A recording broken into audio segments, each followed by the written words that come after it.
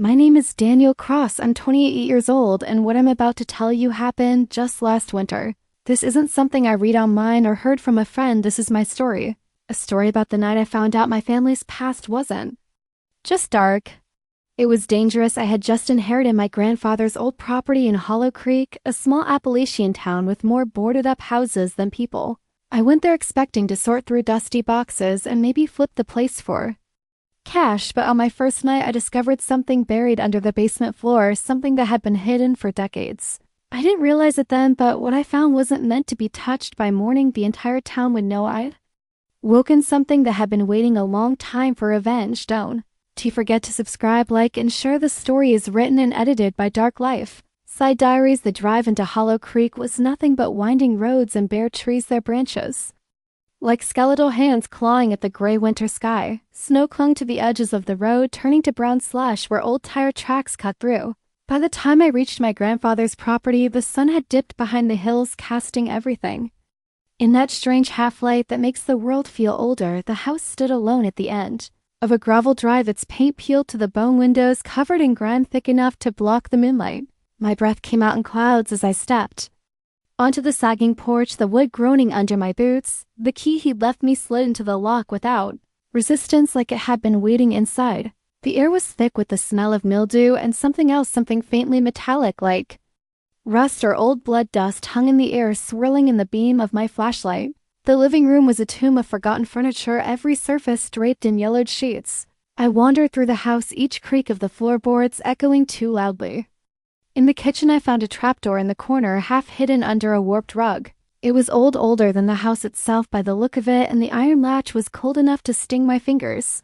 My grandfather had never mentioned a basement. I pulled it opened, the hinges screaming, and a rush of cold, damp air rolled out, carrying that metallic smell even stronger.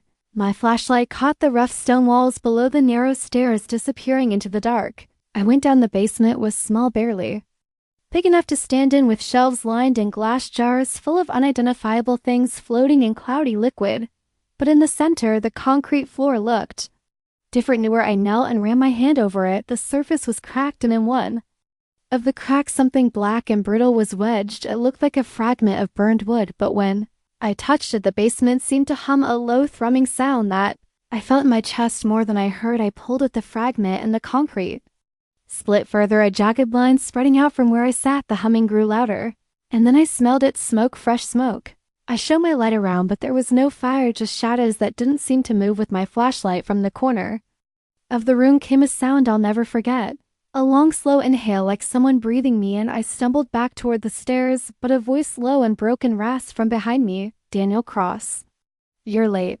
I froze halfway up the stairs, my hand gripping the splintered railing so tight I could feel the wood digging into my palm, and every instinct told me not to turn around, not to see what was speaking in that ragged voice. But the thing about fear is sometimes it doesn't give you a choice. My head turned on its own, slow and stiff, and the beam of my flashlight caught the far corner of the basement. At first it was just shadow, thick and wrong, like a patch of darkness had been cut out of the world and pasted there. Then it moved. 2 points of faint orange light flared inside it, not like eyes exactly, but like embers in a dying fire, and the air around them shimmered as though heat was radiating from it. You've got his hands, it whispered, and I realized the voice wasn't coming from the thing itself. It was inside my head, slithering around in my thoughts. I stumbled back up the stairs, slamming the trapdoor and dragging the heaviest piece of furniture I could find over it. My heart was pounding so hard I could taste blood in the back of my throat. Upstairs, the air felt no safer. The metallic scent of smoke had followed me, clinging to my clothes. I told myself to leave, to get in my car and drive until Hollow Creek was a blur in the rearview. But when I reached for the front door, the knob was ice cold and locked from the inside. I hadn't locked it. Every window I tried was the same, stuck frozen or boarded over from the outside. That's when I heard footsteps above me, slow and deliberate, moving from one end of the attic to the other. My grandfather's house didn't have an attic, at least not one with a way in. I backed into the living room, my flashlight flickering, and the footsteps stopped directly above me. Then from somewhere in the walls came a dry, scratching sound like nails dragging through wood. My phone had no signal, no surprise there, but the battery icon caught my eye. It had been at 80% when I arrived. Now it was flashing red at 5%. I didn't remember using it. I tried to call anyone anyway, but the moment I pressed the phone to my ear, all I heard was breathing deep and slow in perfect time with my own. I dropped it. That's when I noticed the smell of burning wood getting stronger and the air took on a faint red glow like light filtering through closed eyelids. I turned toward the kitchen and froze. The trapdoor I blocked was open again. The heavy dresser shoved aside like it weighed nothing from the gap. Smoke curled upward thick and black. And in it, shapes began to form, faces, dozens of them, their mouths open in silent screams, their eyes burned out. I recognized a photograph of my grandfather. I'd seen as a child, except now his face was cracked and scorched, his skin flaking. Like ash, you dug too deep, the voice said again, this time echoing from the smoke itself. You owe what he owed. I staggered back and my foot hit something on the floor. It was a tin box half-rested shut with my grandfather's initials carved into the lid. My hand shook as I pried it open. Inside were brittle papers blackened around the edges, covered in writing that wasn't in English. And on top, a photograph of my grandfather standing beside a tall, gaunt man in a black coat, his face hidden under a wide-brimmed hat. Behind them was the very spot in the basement where I'd pulled the charred wood. On the back of the photo in shaky handwriting were 4 words. Don't let it out. The air around me pressed tighter, heavier. Until I could barely breathe. From the open trapdoor came the sound of something climbing, not with footsteps, but with the slow drag of weight across stone, like something huge was pulling itself up. The embers of its eyes appeared first, then a shape. Like smoke, but thicker, darker, coiling into the room. It didn't rush. It didn't need to. It had all night, and I had nowhere left to run. The thing poured out of the basement like liquid shadows, stretching across the floor in tendrils that curled and twitched as if tasting the air in every place. The smoke touched the wood, warped and darkened the old pine boards, turning black and splintering into ash beneath it. I backed toward the far wall, the photograph still clutched in my hand, the faces in the smoke twisting toward me like they could see or maybe smell the blood in my veins, the embers of its eyes fixed on me, and for a moment, the world seemed to go quiet. No creak of the house, no whisper of wind outside, just a deep vibrating hum that rattled my teeth. Images slammed into my head without warning. My grandfather, kneeling on the basement floor, chanting words in that same strange script I'd seen on the papers, his voice cracking as the black smoke coiled around him. Another flash.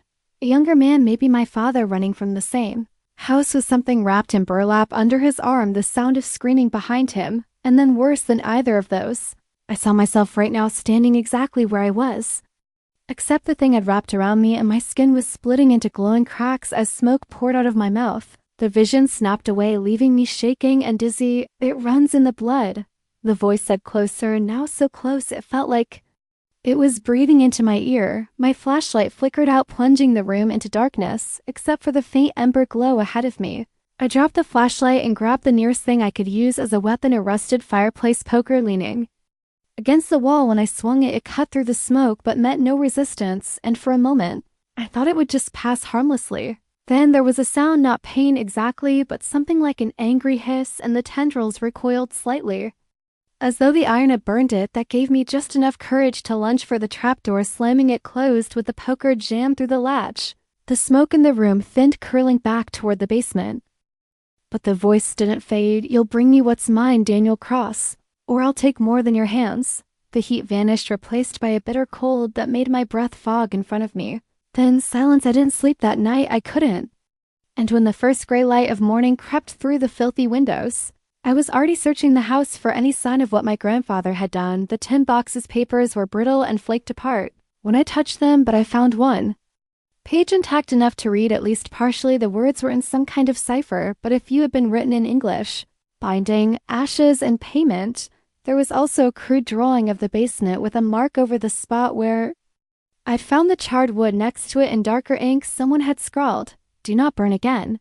I had no idea what it meant, but it was clear enough that my grandfather had tried to trap whatever that thing was, and that by pulling out the charred fragment, I'd undone it. Outside, Hollow Creek looked just as empty as the night before, the snow untouched, except for a set of deep tracks leading away from the house. They weren't mine, and they weren't human. I followed them far enough to see where they disappeared into the woods behind the property, straight toward the old creek bed that gave the town its name. Even in daylight, that place felt wrong. The trees leaned inward as though trying to keep something in, and the air was thick and still. No bird song, no wind. My phone buzzed in my pocket. Even without service, I had somehow received a single text. The sender was just a string of random numbers, and the message was 5 words long. "You can't leave Daniel." I stood at the tree line, the cold biting through my coat, staring into that unnatural stillness, my breath loud in the silence. The tracks vanished into the shadows beneath the leaning pines, and every part of me screamed not to follow, but the text in my phone felt like a rope pulling me forward. I stepped into the woods, and the moment I crossed that invisible line, the temperature dropped again, sharp enough to make my lungs ache. The snow here was different too, not white but tinged gray like ash had fallen, and mixed with it, a sound drifted from somewhere ahead, faint at first, but growing clearer with each step, the creak of rope underweight. My flashlight beam cut through the dark, revealing a narrow clearing where the remains of an old wooden bridge hung over the frozen creek. Suspended from its beams were shapes, at least 6 of them, swaying gently, their feet inches above the ice. I knew without getting closer that their faces would be burned away like the ones in the smoke. My hand went numb around the flashlight. One of the bodies twitched, head lifting just enough for me to see the ember glow. Where eyes should have been. "Payment," it rasped, and then all 6 spoke in unison, voices scraping together like dry leaves. "Payment, payment, payment." The snow beneath my boots shifted, not from wind but from movement underneath, and black tendrils pushed up through the ice, curling toward me. I ran crashing through the trees, not caring which direction I was going. As long as it was away from that voice, the forest seemed to stretch longer than it should have, but eventually I stumbled into the open. My grandfather's house looming ahead. Smoke was leaking from every crack in the siding, now the windows glowing faint orange, and I knew the trap in the basement was broken for good.